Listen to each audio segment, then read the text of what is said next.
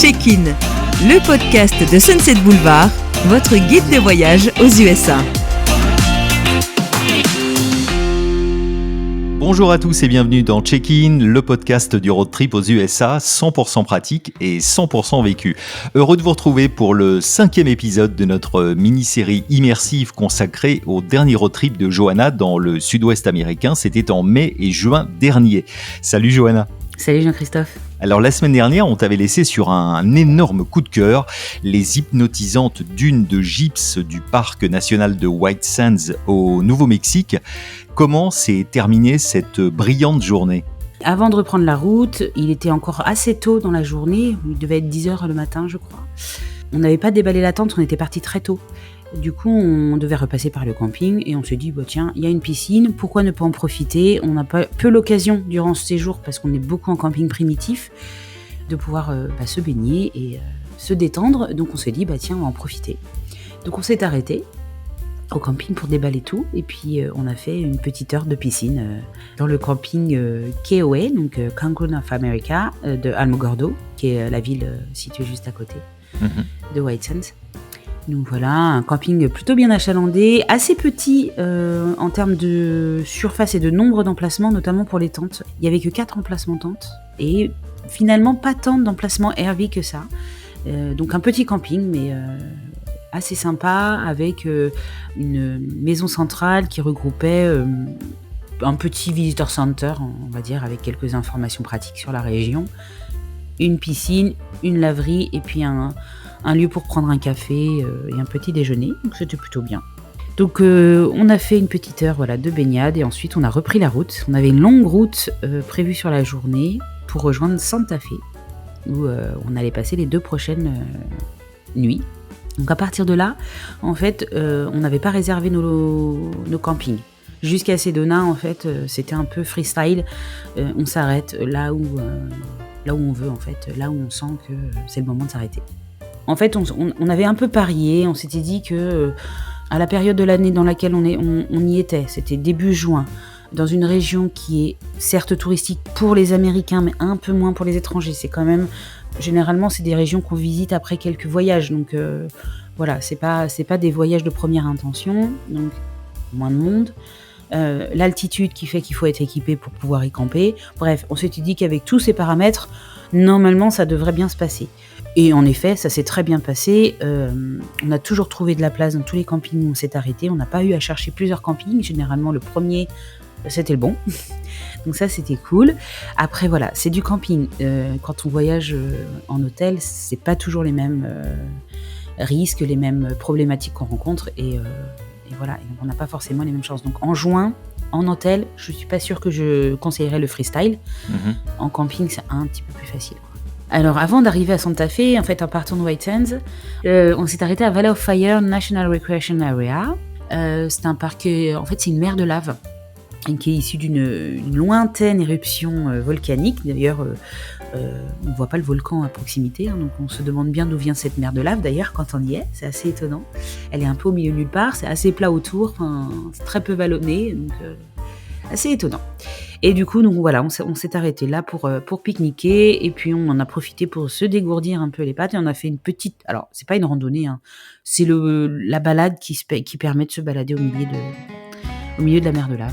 Et puis ensuite, on a repris la route, une longue route à travers le Nouveau-Mexique pour rejoindre en fait le début de la Turquoise Trail, qui est une route panoramique qui relie Albuquerque et Santa Fe. Ça a été assez étonnant parce que en fait, j'avais un peu noté tout ce qu'il y avait à faire sur cette route. Je m'étais bien renseignée. Je sais que c'est une route qui est très conseillée sur le forum de Sunset et j'en attendais beaucoup. Et notamment la Musical Highway, qui en fait est un peu le point de départ de cette route, où en fait on roule à une certaine vitesse et la route fait du bruit. C'est la route qui chante. Voilà, c'est une route qui chante. Donc on attendait vraiment de faire cette portion-là. On s'était dit que ça pouvait être très ludique. Bon on n'a jamais réussi à la faire. On est passé une première fois. Puis on n'a rien entendu, donc on s'est dit bon, on a dû mal le faire. Pourtant j'avais respecté la vitesse qui était notée prescrite, qui était notée sur le site et sur les guides de voyage. Et en fait on repasse, on se dit bon, on va faire plus attention, on va bien rouler sur le côté et tout ça pour deuxième passage, toujours rien. Donc Solène, un peu en désespoir de cause, regarde sur internet pour voir un peu si on a loupé quelque chose, si on l'a pas fait au bon endroit et tout ça. En fait, la plupart des gens qui l'ont fait disaient que c'était très compliqué et qu'hormis d'être avec un local qui connaît bien, c'est quand même assez dur de l'avoir, la Musical Highway. Donc voilà, pour les prochains visiteurs, si vous y arrivez pas, dites-vous que voilà, c'est la plupart des gens, c'est un peu pareil pour tout le monde.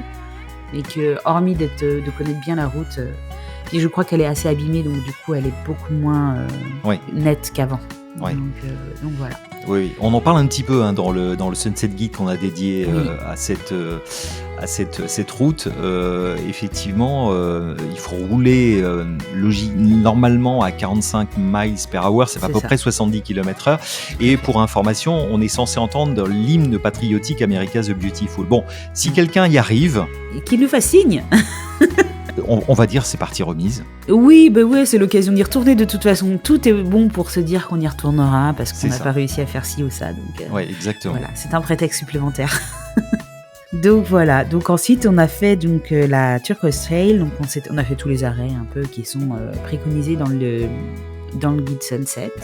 C'est ma bible, Sunset. Donc forcément, j'avais pré-imprimé en fait tous les guides en cas où je n'avais pas accès à Internet. Et ce qui était le cas quand même assez régulièrement dans le wilderness. Donc j'étais bien contente d'avoir mes guides.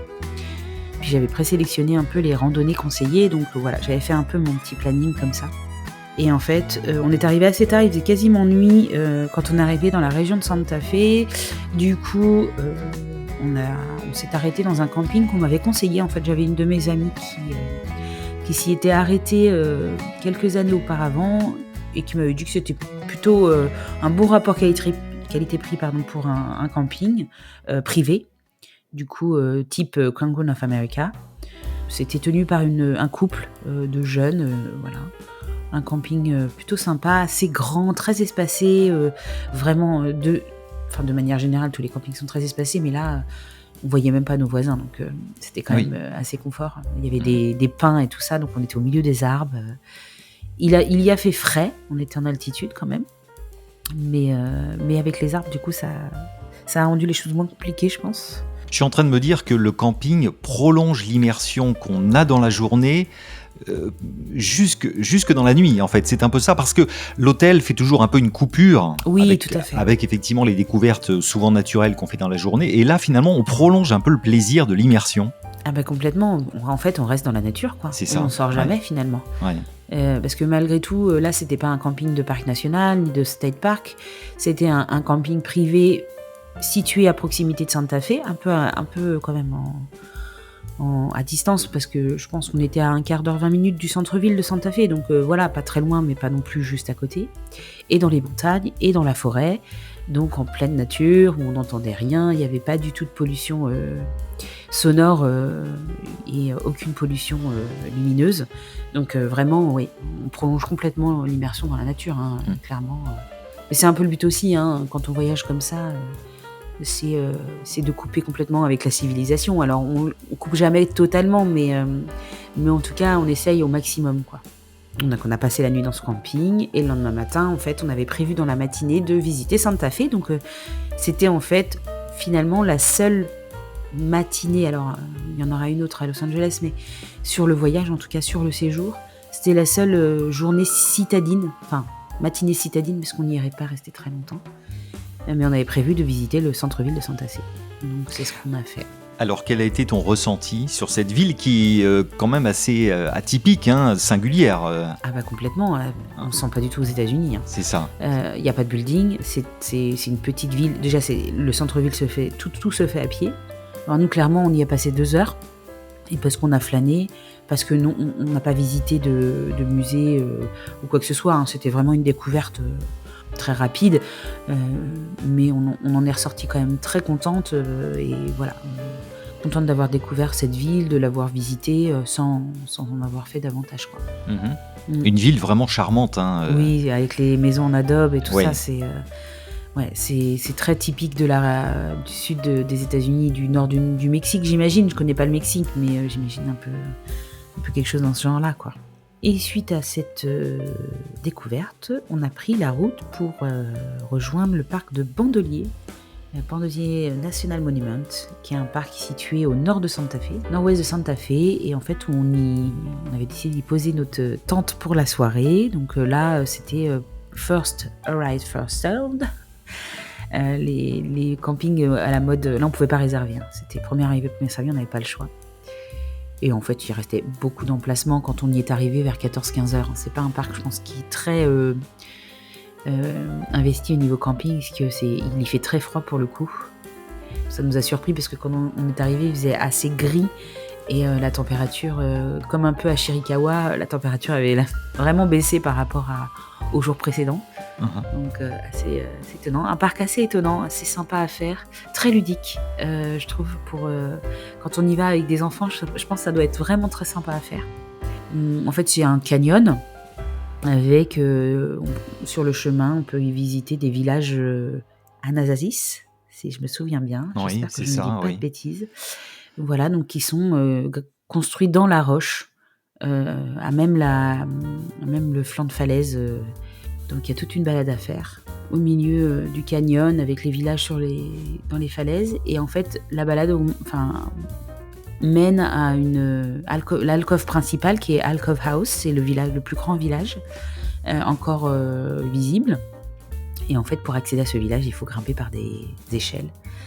Et là, c'est là que c'est très ludique. Alors, vertige s'abstenir, hein, parce que clairement, on monte quand même assez haut. De mémoire, c'est 40 ou 50 mètres. Et voilà, c'est pas sécurisé du tout, quoi. Donc, on monte sur des échelles en bois jusqu'en haut, quoi.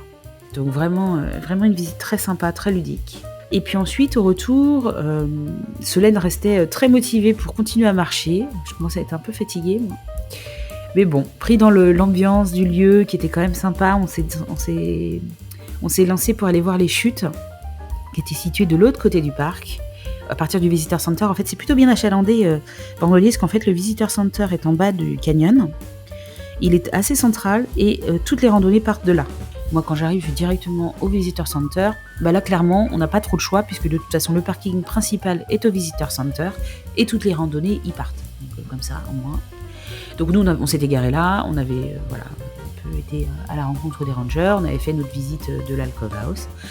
Et en fait, au retour, ils nous avaient conseillé d'aller voir les chutes qui étaient situées de l'autre côté du Visitor Center. Il fallait marcher aussi, pareil, 4-5 km de mémoire, aller-retour. Et donc, ce qu'on a fait en fin de journée.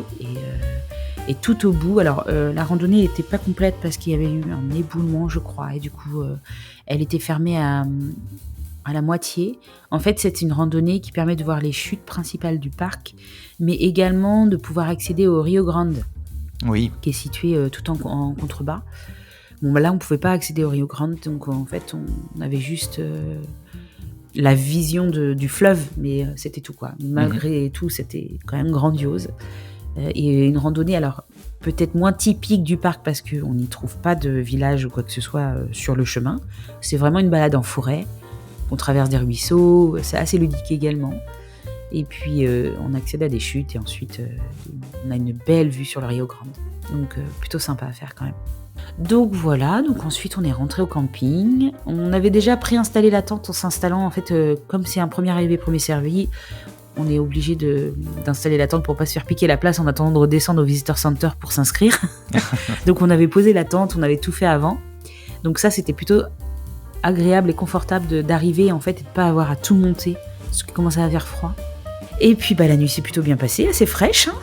Et le lendemain matin, on est reparti sur Bandelier en fait pour faire les points de vue, mais au soleil cette fois-ci parce que la veille il faisait assez gris quand même. Donc on a refait une partie du chemin principal. Là, on n'est pas retourné jusqu'à Alcove House, mais on a fait au moins la toute première partie où on entreaperçoit au loin là, les villages gravés dans la roche. Et puis on a repris la route. On a refait quelques points de vue à la sortie du Bandelier pour notamment profiter encore du Rio Grande. Et ensuite, on s'est dirigé vers Plaza Blanca, qui est un site assez étonnant, assez privé. Donc, je pense que c'est pas très très connu. On en parle sur le site de Sunset, mais j'ai pas l'impression que ce soit très... en tout cas, il y avait quasiment pas de touristes. C'était désert quand on y est allé. Donc en fait, on s'est pointé là-bas après une piste et moi je pensais qu'il fallait juste sonner et puis qu'on nous laissait rentrer. Et pas du tout. En fait, en arrivant là-bas, le propriétaire, parce qu'en fait c'est un terrain privé, ça fait partie d'un jardin. Je dis bien un jardin entre guillemets, parce que c'est pas vraiment un jardin vu la taille que ça fait. Mais voilà, ça fait partie d'une propriété et le propriétaire du terrain en fait laisse accès aux touristes, mais sous condition déjà de préserver les lieux, de rien abîmer et surtout de lui demander son accord avec si possible 48 heures de délai. D'accord. J'avais pas ça en tête moi. Du coup on est arrivé, on s'est dit bah mince 48 heures, enfin nous c'était raté parce que on pouvait pas revenir dans 2 jours quoi. Donc on était un peu déçus mais on s'est dit on va quand même le tenter, on sait jamais.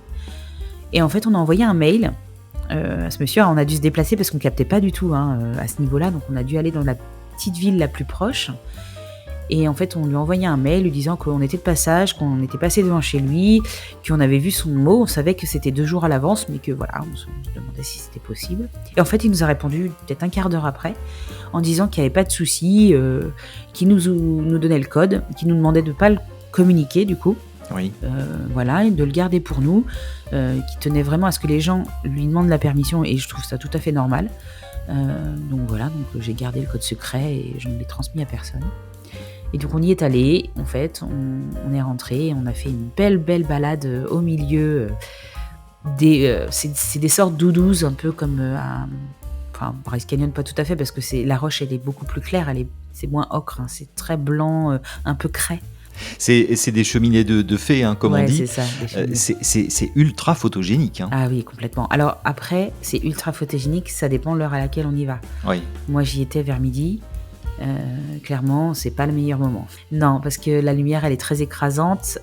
Alors, ça reste très joli, mais je pense que en début de matinée ou en fin de journée, avec une lumière un peu plus basse, ou alors à une autre période de l'année, parce que moi j'y étais en juin, c'est quand même la période où le soleil est le plus haut. Oui. Donc voilà, clairement c'était pas forcément... Après c'était pas grave, j'en ai pris plein les yeux et c'était l'essentiel. Mais sur mes photos, je trouve que ça ressort pas aussi beau que d'autres lieux à d'autres heures de la journée, quoi. Donc là on peut y se balader très longtemps. Le site est assez grand, il y a pas mal de recoins à faire, donc ça, c'est cool. Et ensuite de ça, on a repris la route, on a traversé tout le nord du Nouveau-Mexique pour rejoindre le Colorado. On faisait une petite incursion Colorado pour faire Mesa Verde. Oui. Voilà, 2e parc avec des habitations d'India Pueblo, complètement différent de Bandelier, mieux préservé, je dirais. Bandelier, ça reste quand même très brut. Mesa Verde, c'est un peu mieux préservé. Alors, je pense que c'est un peu plus récent aussi. Les villages sont un peu plus récents. Donc c'était nouveau pour Solène, mais pas pour moi. Mais pour autant, j'ai eu l'impression de le redécouvrir. C'était comme si j'avais un peu pas oublié, parce qu'il y avait des choses quand même assez familières, mais l'achalandage du parc, en fait, m'a un peu surprise. Donc je me souvenais plus de tout ce parcours en voiture, là où on longe la rive en sens unique. On n'a pas fait de randonnée à notre arrivée parce qu'on venait faire pas mal de routes et qu'on arrivait assez tard. Donc on a rencontré une ranger qui était française, Ah oui. qui avait immigré aux États-Unis avec ses parents quand elle était jeune. Donc elle avait la nationalité américaine, elle l'avait obtenue et du coup elle était devenue ranger et elle travaillait à Mesa Verde. Donc une rencontre assez étonnante, elle était très contente de pouvoir parler en français. Voilà, donc là on a fait que les points de vue ce soir-là et on avait pris un camping. Alors en fait il y avait plusieurs campings à proximité de Mesa Verde mais qui s'avéraient très chers. En tout cas pour ce qui était proposé, des campings primitifs à plus de 35-40$. Voilà, on trouvait que c'était trop cher de mettre $40 dans un camping primitif sous prétexte qu'il était à proximité du parc national. Du coup, on avait trouvé en fait en cherchant sur internet un petit parc qui s'appelle le parc de Mancos. C'est situé juste à côté de la ville du même nom. C'est un tout petit parc avec un étang. C'est principalement utilisé, investi par les locaux pour la pêche. Mais voilà, il n'y a pas grand-chose à y faire hormis pêcher et camper. Et du coup, on avait trouvé un emplacement. C'était un premier arrivé, premier servi également. Il restait beaucoup de place quand on est arrivé. Et l'avantage, c'est que la nuit était à moins de $10. Donc c'était quand même plutôt cool. Alors, c'était pareil, un camping primitif sans accès à l'eau ni rien. Enfin, il y avait un robinet, je crois, mais au milieu du camping, bref, il n'y avait pas de toilette, pas de douche, rien de tout ça. Enfin, des toilettes sèches, mais pas de toilettes classiques, entre guillemets. D'accord. Donc voilà, on a dormi là. Et puis le lendemain, on est retourné à Mesa Verde. Et là, Solène y a fait une rando. Pendant que moi, je me suis posée face à la falaise. J'avais trouvé un petit banc. Et en fait, je voulais me poser, j'avais pas envie de randonner. Donc j'ai laissé Solène faire son truc. Et puis moi, je me suis posée avec un bon bouquin, face à la nature, au silence. Enfin, c'était presque idyllique. J'ai vraiment apprécié ce moment et je me souviens qu'il y avait une Américaine qui se baladait, elle était avec son mari, puis elle me voit assise et elle me dit mais quelle merveilleuse idée de faire ça. Elle dit on prend jamais le temps, mais se poser avec un bon livre face à cette nature, enfin en fait c'est aussi ça ça fait partie aussi de la découverte. On a tendance à être un petit peu dans le speed, faut tout voir, tout faire le plus vite possible. Et en fait, alors je me suis permis ça aussi parce que je connaissais le parc. Je comprends qu'en effet, quand on fait autant de routes pour découvrir un lieu, on a envie d'en faire un maximum, ce qui était le cas de Solène. Mais moi, des fois, même sur des parcs que je connais un peu moins, j'aime bien me poser et profiter de l'instant, quoi. Oui, c'est ça. Et voilà. C'est la déconnexion dont on a déjà parlé. C'est ça, complètement. Et là, avec un bouquin qui était passionnant, la nature à perte de vue, le soleil, la chaleur, les odeurs, rien que ça, je m'y retrouve, j'y suis de nouveau, quoi. Donc voilà, donc Solène est revenue de sa randonnée et puis on a repris la route. On a décidé de se diriger vers Monument Valley. Alors Monument Valley, moi je connais bien, j'y suis allée plusieurs fois. Mais Solène, elle, n'avait pas eu la chance d'y mettre les pieds, parce qu'en 2017, en fait, on avait fait une boucle à partir de Moab, et en fait, on avait privilégié Capitol Reef. Et du coup, on n'avait pas fait la boucle, on n'avait pas fait le détour par Monument Valley. Oui. Donc ça, c'était un de ses grands regrets, donc elle était très contente de pouvoir remédier à ça, et de faire Monument Valley. Donc on a pris la route de Monument Valley, on s'est arrêté, en fait, on a décidé de dormir, pour le coup, là, il n'y avait plus de place dans les campings, à Monument Valley, ça reste un lieu assez très touristique, pour le coup. Donc en fait, on y est allé un peu au culot, on s'est arrêté à Gooseneck State Park, qui est juste avant, quand on arrive du Colorado. Et à l'époque, moi je l'avais fait en 2012, et c'était encore qu'un point de vue en fait. C'était pas encore considéré comme un state park. Mais en fait, nous, on y allait pour camper principalement, parce qu'ils ont créé un camping là-bas primitif, pareil, sans eau, sans rien, mais avec des emplacements au bord de la falaise. Et puis moins de $10 également la nuit. Donc vraiment, ça valait le coup. Donc on y est allé, on a posé notre tente, et puis ensuite on a filé vers Monument Valley. On a fait la Valley Drive classique, au coucher du soleil. Je crois que pour moi, c'est la tradition maintenant. Systématiquement, je fais Monument Valley au coucher du soleil et je fais la Valley Drive. Oui, incontournable. Ouais, voilà, c'est un incontournable. Et puis pour Solène, c'était juste incroyable. Elle me le dit encore aujourd'hui. Je l'ai vu ce week-end. Elle dit, je suis tellement contente d'avoir pu le faire, quoi. Enfin, ça valait tellement le coup. Et je dis, en effet, c'est vrai que c'est aller dans l'Ouest et pas faire Monument Valley. Je trouve que c'est un petit goût d'y revenir, en fait. Oui. Ouais. C'est clair. C'est un parc mythique. C'est ça. Qu'est-ce que tu veux ? Il n'y a pas d'autre manière de le dire. Et non, pas du tout. Mais oui. Et alors, petite question justement, la Valley Drive, dans quel état était-elle ? Parce que c'est vrai que son état est assez fluctuant, on va dire. Je l'ai trouvée quand même dans un sale état, moi. Enfin, c'est toujours un peu pareil, c'est toujours le début de la Valley Drive qui est un peu abîmée. Après, une fois qu'on est sur le chemin, ça va. Oui. Mais la première partie, elle est très très cabossée. Ça m'épate parce qu'ils ont quand même augmenté les tarifs. C'est devenu quand même, quand on est plusieurs, alors quand on est deux, le budget revient au même qu'avant. Mais par contre, à partir du moment où on est plus de deux, je trouve que ça reste assez cher. Et il y a pas, les accès sont pas facilités, quoi.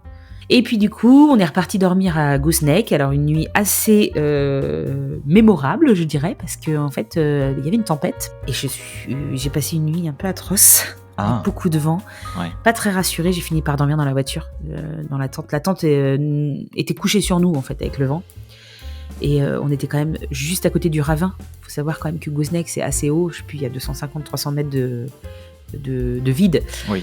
Donc j'étais pas rassurée du tout. Solène, ça lui a pas trop posé problème. Moi, j'ai fini dans la voiture. Et puis le lendemain matin, à 6h, il y a un agent des State Park qui arrive pour prendre la guérite et tout ça, et puis nettoyer les toilettes sèches, tout. Enfin bref, donc en fait, on est seul, on n'est pas vraiment seul, quoi. Oui. Donc voilà, donc on a repris la route ensuite le matin et on s'est arrêté au Canyon de Shay. Pour moi, presque un impondérable, même si je sais qu'il n'est pas sur les circuits classiques des tours opérateurs ou des sites de visite des États-Unis. Enfin, sur une boucle classique, on s'arrête rarement au Canyon de Shay et c'est bien dommage parce que moi je trouve que c'est un parc superbe où on peut hélas pas randonner par contre. Ça, c'est à savoir, c'est un parc de point de vue qui prend du temps quand même parce qu'il est assez grand, hein. La rive elle est très longue et il y a plein de points de vue à y faire. On y rencontre du coup la communauté indienne qui y vit.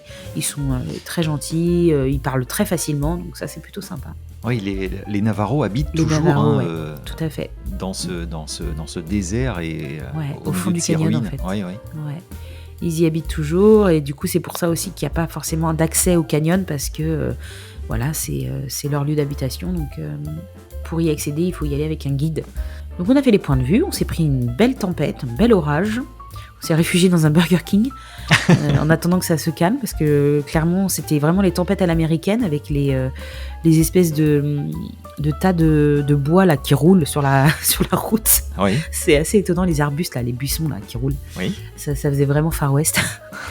Donc on a attendu que ça se calme et puis on a repris la route et en fait pour rejoindre notre étape suivante qui était Petrified Forest et Painted Desert où on allait passer les 2 prochaines demi-journées. Voilà, mais ça sera le sujet du prochain épisode. Exactement, on va se retrouver la semaine prochaine pour la suite de ces aventures dans le sud-ouest américain. Et puis bien sûr, ce sera aussi l'épilogue dont tu nous diras ce que tu retiens de ton expérience. Tu nous donneras sans doute quelques bons conseils. On se retrouve donc mardi prochain et quant à vous, eh bien, c'est le moment idéal pour noter cet épisode, le partager et le commenter. À mardi, Johanna. À mardi, je passe ça.